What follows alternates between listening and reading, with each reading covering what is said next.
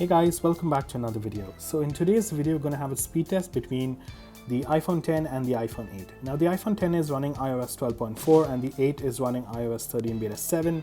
That is the current latest version of the beta that is out for developers at the time of making this video. Now Apple did mention that iOS 13 would have slight performance improvements in terms of overall app launch speeds. But as of right now, I'm not sure whether all of that is baked into the beta, so that's the reason I want to run speed test. But as we get closer to the public release, I'm pretty sure all of that will be ready with iOS 13. So let's just begin. I'll just confirm the versions we are running. So on the iPhone 10, we are running iOS 12.4 right there. Now, those of you who don't know, at the time of making this video, there is a jailbreak out for iOS 12.4, which I have already done. But right now it is not in a jailbroken state, so the phone is performing at full capacity. On the right, we've got dark mode, so we've obviously got iOS 13 beta 7 right there at the top. So let's begin. We do not have anything running in the background except settings. Now just remember, the iPhone 10 and the iPhone 8 both do run the Apple A11 Bionic, so performance would be pretty much similar, but again it comes down to the optimization of the software. So let's begin. Let's start with phone. Absolutely the same. Safari. Let's go to apple.com. iOS 13 way ahead. Alright, let's go to Google. Pretty much same. IPCC. Absolutely the same. eBay. iOS 13. And let's go to YouTube. Absolutely the same. Let's go to HBR. We've got iOS 13. So on Safari, iOS 13 does pull ahead very in a few instances, but iOS 12.4 is not quite far behind. Let's move on to music. Absolutely the same. So I am not actually seeing those quicker app launch speeds. They both perform pretty much the same when it comes to app launch speeds and displaying the content first. Yes, in some cases you do see iOS 13 coming first. That wasn't right.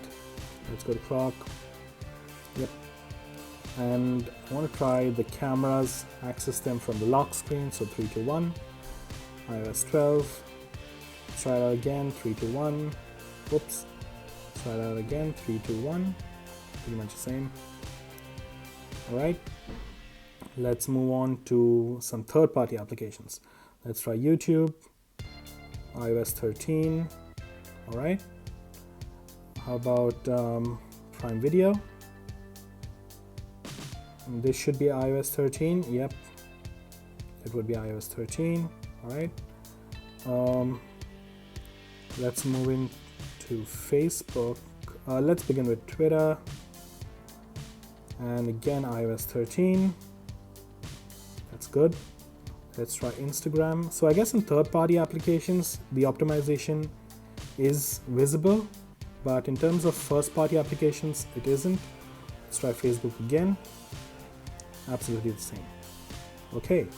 A few more applications. Let's try some news. And absolutely the same. About The Guardian. iOS 12 right there. And FT. iOS 13. So I guess overall, I can say that iOS 13 does pull ahead in a few instances. Few apps have taken advantage of the quick app launch speeds, but in terms of first-party applications, they both pretty much perform the same. Let's open up Photos and let's see. Let's try to make it a wallpaper. Pretty much the same in terms of animations and all of that stuff. Both of them are pretty much neck to neck. That is iOS 13.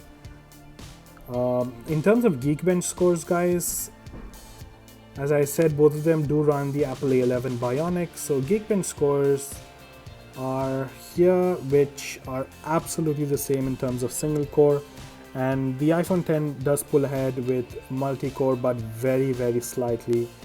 So overall, as I said, you're barely going to notice the difference as it stands right now with beta 7 and 12.4.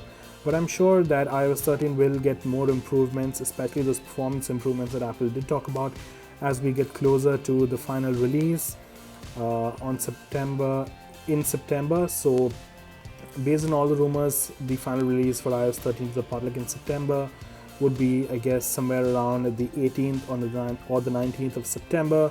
That would be just before the newer iPhones go on sale for that week.